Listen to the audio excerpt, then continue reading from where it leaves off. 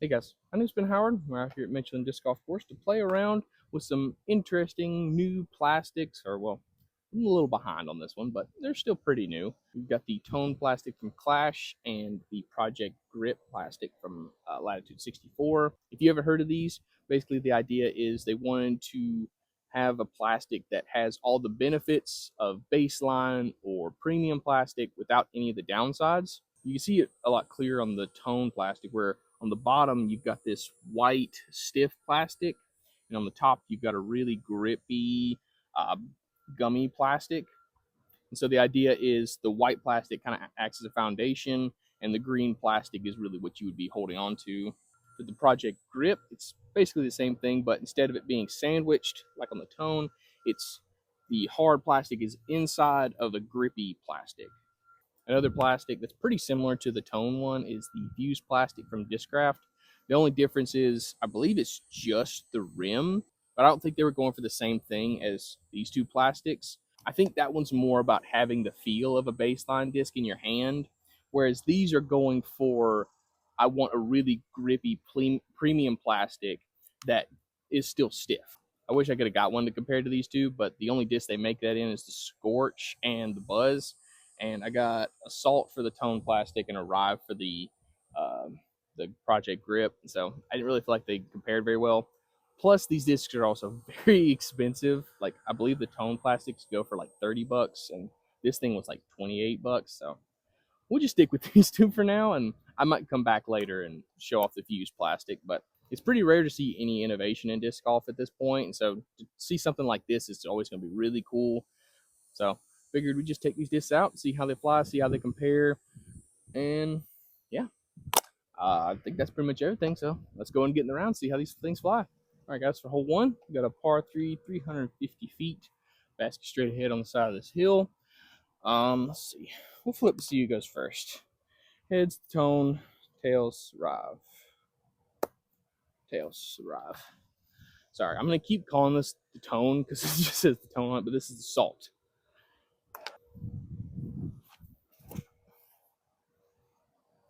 Didn't mean to throw it that high down. Okay, be like a 25 footer. I'm curious to see how the Salt will fly. I've never thrown it, but I'm assuming it'll be a little bit less stable than the Rive. Oh, that's a lot less stable. That actually turned. Okay, so the Salt's a little farther out than the Rive, but both of them are inside the circle.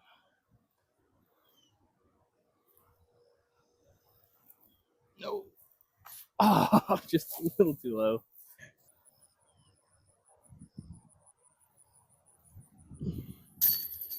Nice. All right, guys, for hole two, we have another par three at 307 feet. For this one, we got to throw kind of a stalling hyzer over this retention pond. I don't remember exactly what the basket is, but we'll find out, I guess. The Rive still got the box.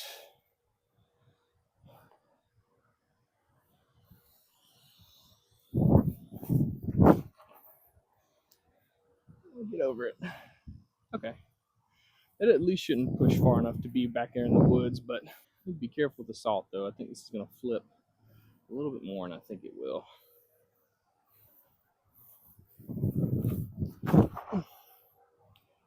I think it's nice. Oh, that's so far, though. Wow. That's, golly, that made it to the woods. Okay, so it turns out the basket was farther to the right than I was thinking. So the Rive is right here, while the Tone ended up a little bit farther back in here, a little bit farther to the left side of the basket. I might actually have a cleaner putt from back here, though. Yeah, I can actually see the basket. I don't know if I have that same luxury from the Rive or not.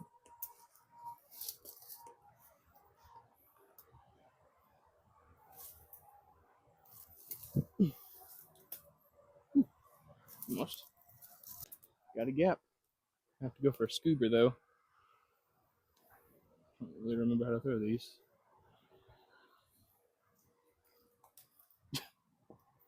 That'll work.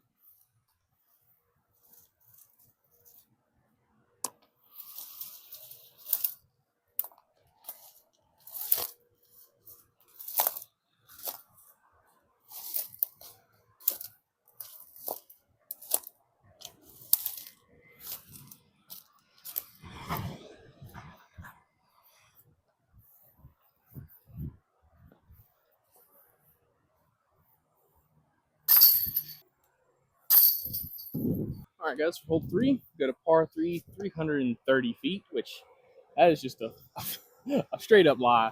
I think it takes pretty much 400 feet of power to get all the way up there to the basket, which is up on kind of a hill, but I think I might be able to get up there with the tone, not the tone, the salt. It's got a little bit more flip to it. It's got a really nice amount of glide to it, but yeah, we both parred that last hole, so it's going to be the Rives shot first. Got a little bit of a right to left wind, so I think if I give this some Anheuser, give it some height, I can at least get up there to like circle 2.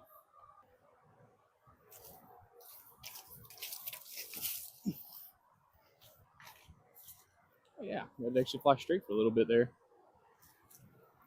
That might be like an edge circle putt. Let's see. For the salt.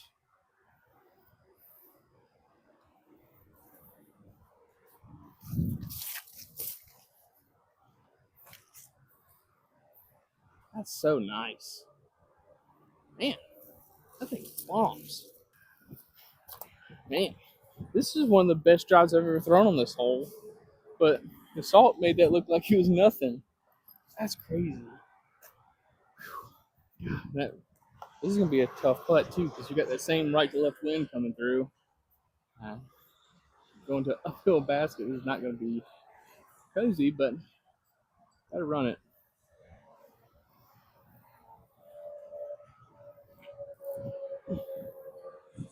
Oh, dang it. I thought I did it.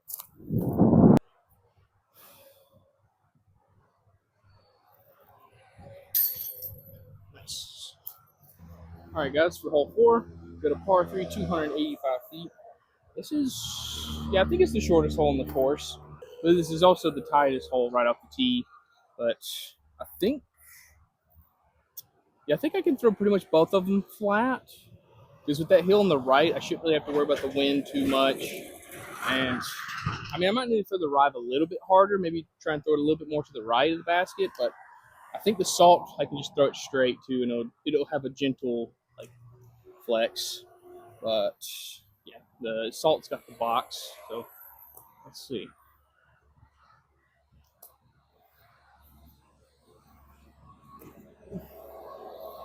Oh, I got the turn. Man, it should be parked.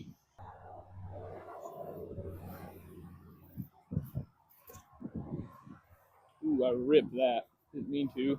Hit something. I didn't. It skips pretty far left, but I should have putts from both of them. Okay, so luckily the Rive didn't skip as far as I thought it was going to. Got more of a straight skip, I guess. But gotta make this to stay tied with salt. Get there. Dang it. I'm loving that top rim of the cage.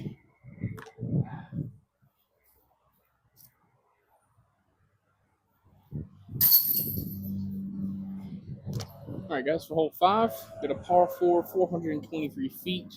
Basket's down here tucked off to the right, but with drivers like this, I should be able to get myself like edge of circle 2, maybe give myself a long look at the eagle, but still have that same wind, kind of like a head right to left now. So I'm not really worried about the Rive at all, but I do think the tone might. I do think I'll have to throw the salt on a little bit of hyzer. I'm scared if I throw it flat, it might just turn over and never come back. But the salt has the box. Oh, I pulled that. Fall straight down. Okay. We can work with that.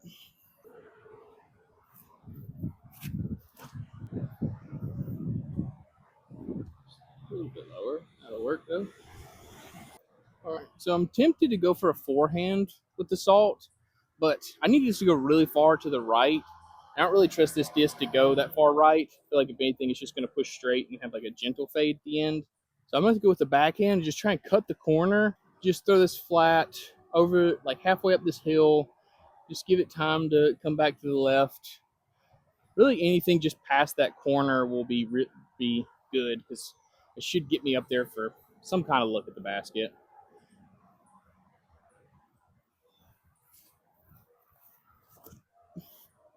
Oh yeah. Well, dang it. That wasn't a good treat, but that's what I wanted to do. I found a DX Beast out here with just Hill written on it, so y'all know who this belongs to. I'll leave it out here in the basket for them. But this is where the Rive ended up, basically pin high. I guess I'll just give it a jump putt. I don't really know. Nah, I better. I'll give it like a little fan grip, nose up toss.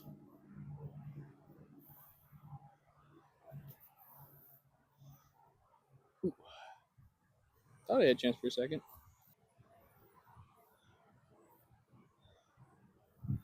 No, I slipped out. Dang it.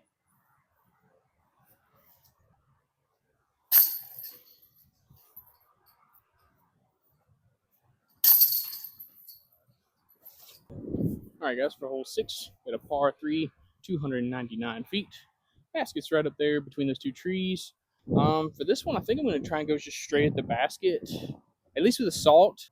For the Rive, I think I'll go around the tree on the right side of it, see if I can get some skip near the end. But for the salt, I think I'm just going to have to go just straight at it on a little bit of hyzer because it feels like we're going straight into that wind now.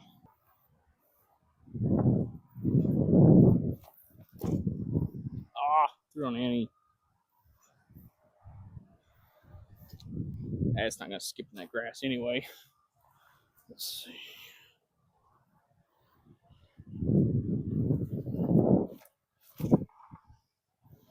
Oh boy, that's going to go so far. Please hit something. Golly, that flipped up and turned in that headwind. Well, I think they both ended up basically the same distance from the basket. Rive's just a little bit farther to the left, but it's going to make them. Get there. Ooh.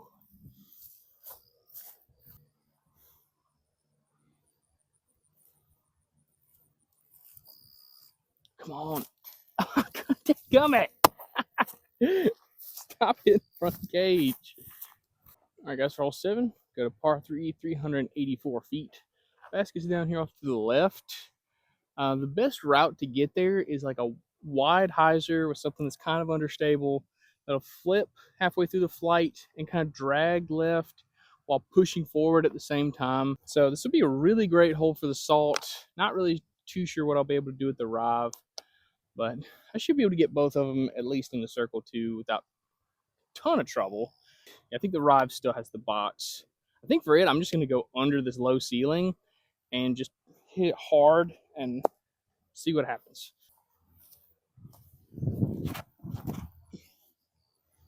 Yeah, into that. Ooh. Okay. Yeah, that'll be like a edges circle putt, maybe.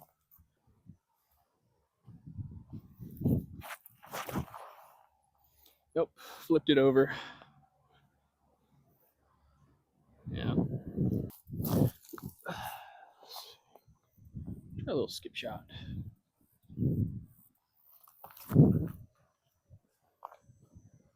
Ooh, there we go.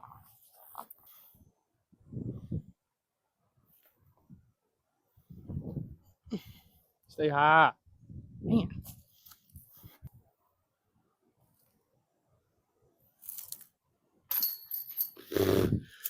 Finally got it high enough.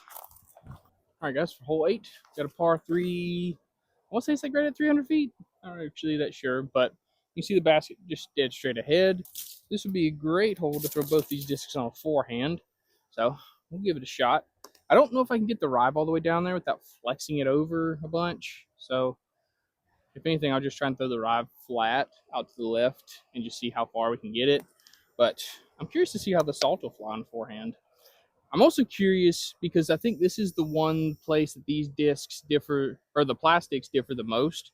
Because, like I said, we've got that slick plastic on the bottom here, but we've got grippy plastic on the bottom here.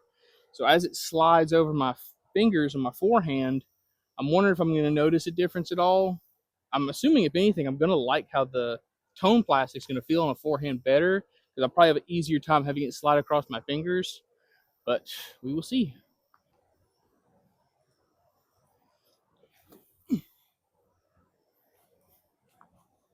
That thing is beefy.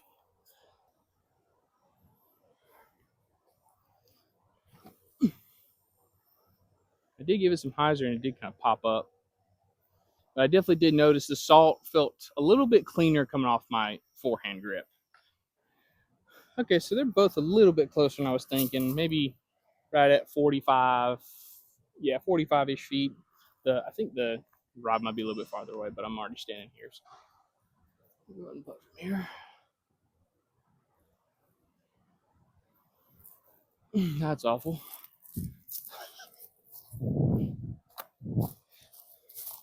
I'm gonna try and pretend the basket's like 5 feet farther away on this putt and see if maybe that helps.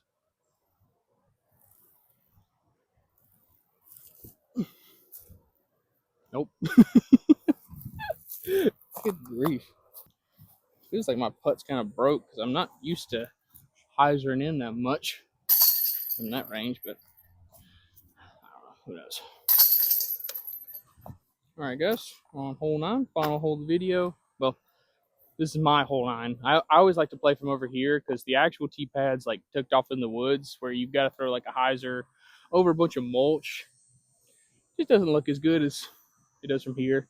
Granted, I still have to weave through these telephone poles or try and go around them some way, but I think it's like a 370-ish foot shot, something like that. So should be able to get both these discs there. I think it's still the Rive's still got the box. They're both tied going into this hole. So let's see what we can do with them.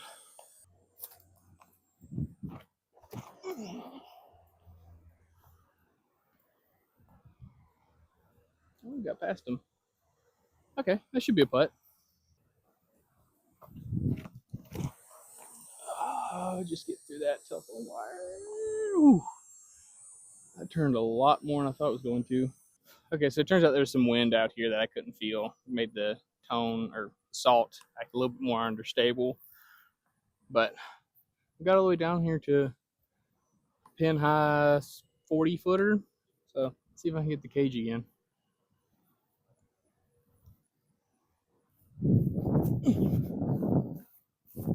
Nope. Same thing, just fading out right in front of the basket. Turns out the rod was just a little bit short, but downhill 35 footer.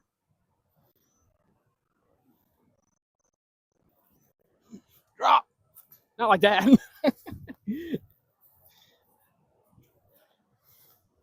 Alright guys, that finished up our round out here with the Tone and the Project Grip plastics.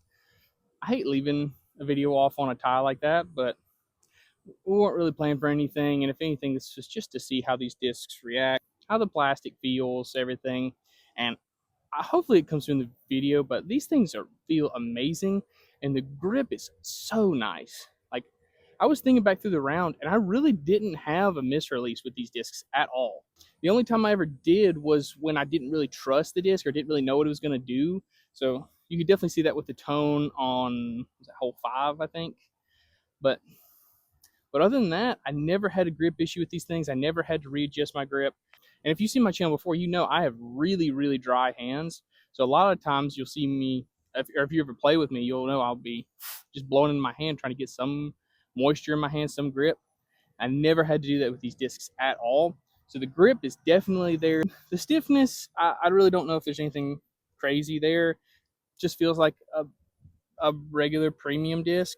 Not quite as stiff as like some Champion type plastics, but not quite as gummy as some Star plastics. And I'm out here in like 90-degree weather, and you just tell it's still holding its shape really well. But like I said on hole 8, I think the biggest difference between these two is that thing on the bottom. And I think it really mainly just affects forehands, because with the Tone plastic, you're going to have a much easier time getting a consistent release because it's going to slide across your hands a lot easier. Whereas with the Project Grip, you might have a little bit tougher time hitting the same line over and over again, but you're going to get extra spin off the disc because you've got that extra grip. So I really don't think you can go wrong with either one of these plastics. I personally like the Tone plastic a little bit more. I really don't think you need that grippiness on the bottom of the disc. You really just need it on top with your thumb. I don't know about Clash, but I know Latitude, especially in their Royal line, they need a more grippy kind of plastic to go alongside their Royal line, and I think this will be a great plastic for that, where you can have that slicker, more premium feeling plastic, or you can have this, which has a similar stiffness, similar hand feel, but is going to give you that extra grip. But ultimately, I'm really happy with how both these plastics turned out. I really do think this is something that is useful in disc golf. I don't think this is just going to be a gimmick. I don't think this is something that's going to, die out. I think this is something that could be very useful to a lot of people. I do need to get my hand on some putters in these plastics and try that out. So if you'd like to see that, go down to the comments and let me know. If there's anything else you want to see from me, whether it's disc reviews, course reviews, whatever, please let me know down in the comments as well. But thank y'all so much for watching. Please like, subscribe, and y'all have a good one.